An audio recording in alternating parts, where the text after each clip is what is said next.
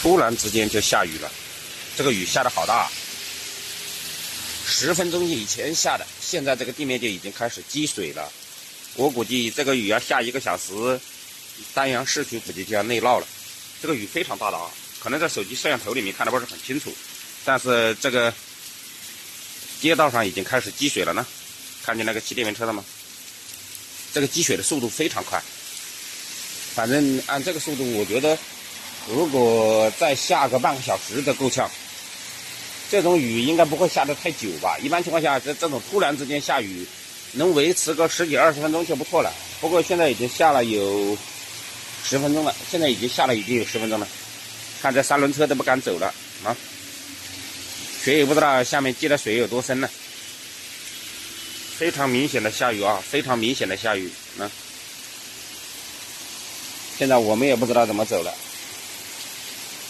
打车现在要，我去汽车站肯定要打车了，这个走过去肯定是不行了。